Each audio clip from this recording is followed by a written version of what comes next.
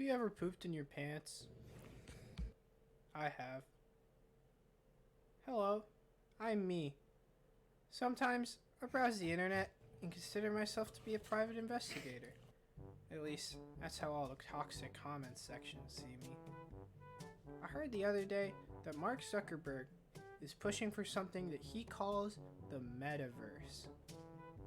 I didn't know what the flip a metaverse was and was confused as to why this man needed it. Mark describes it as somewhere you can get your work done, do yoga, and instead of the ever-needy meat sack of all of us dread waking up to every day, you can instead be a robot. Yay. Mark has his own game called Rec Room, and upon further investigation and reading of the average age of the fan base, I decided to go with its more independent and popular brother, VRChat, from my experience. I wanted to know all about this new metaverse and what it might mean for the future. But I had one problem. Mark needs to bless me with his quest system, because there's no way I'm paying the rest of my soul and $300 for one.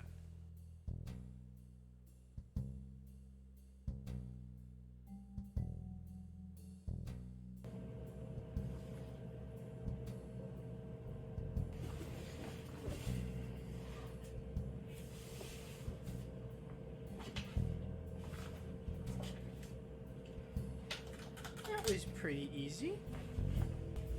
So far, it seemed pretty similar to Rec Room, except with more features.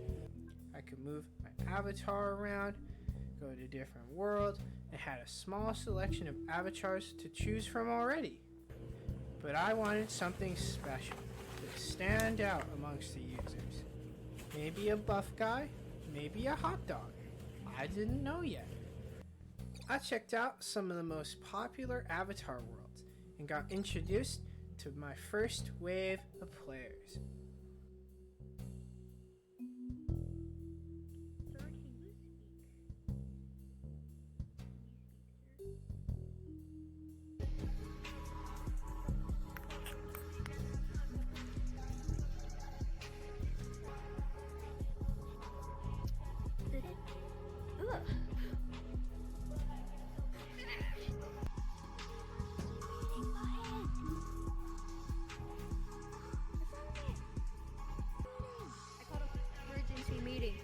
The emergency meeting in there, bro.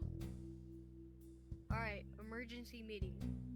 I know who the killer is. It's him. He's the killer. He's been chasing me. Vote him. All in all, the screams of the children and the satanic taste upon the anime-style avatar user's laugh was hard to get used to at first. It took me a whole 10 minutes before their screams became just another hum to my brain, and finally my own internal screams covered my head once again. This wasn't too helpful though, so I needed to consult an expert. Never before have I found a community built on such a solid goal of pure escapism. I've met hundreds, maybe thousands of people before. Not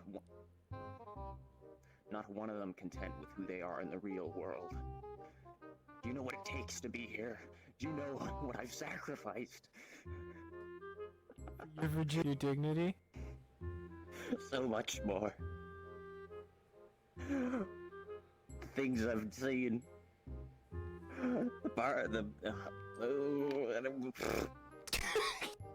Now with an insightful look into the depths this game goes down in its everyday life and his everyday life, I decided to meet one of those people for myself, because you can never judge a book by its cover. What's this called? Among Us? In VRChat? I'm sure that'll be fun.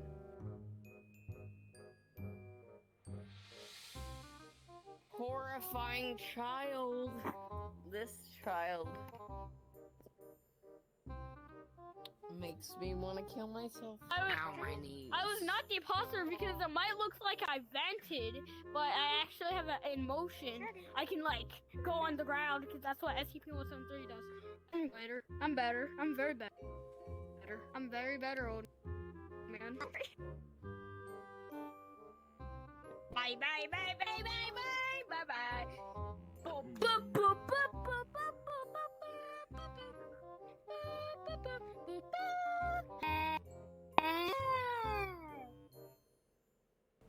The blood-curdled, psychotic rampage. A mother goes on her child when they poop their pants does not hold a candle to the rage and agony I endured while in that world.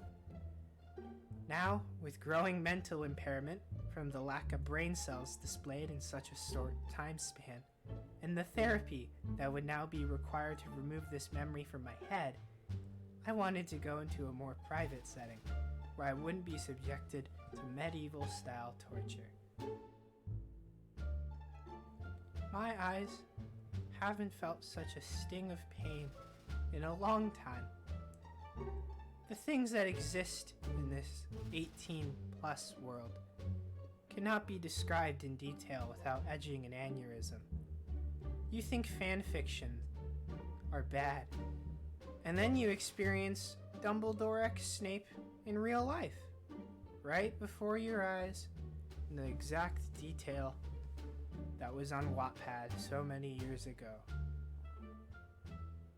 As a private investigator, it's my job to tell the world of my findings and give truth to the theories and ideas many of us have about unknown things. Respectively, fuck that for this game. I haven't seen such an abhorrent combination of people put into a sweat concoction ever. It's like an anime convention and Comic-Con decided to get rid of safety rules and throw in some hard drugs for good measure, lock them inside, and don't feed them for 3 days straight. But even that, in comparison, fails to show you just how mentally scarred an hour of this game has made me. Overall score for this game, 10 out of 10. A little something for everyone.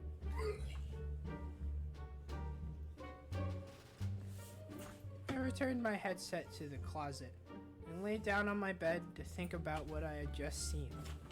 If I had any opinions on this game, it would be despite all of the horror and trauma now piled on top of me, and despite all the weird and outcast people I'd met, I'd managed to shit my pants. Twice.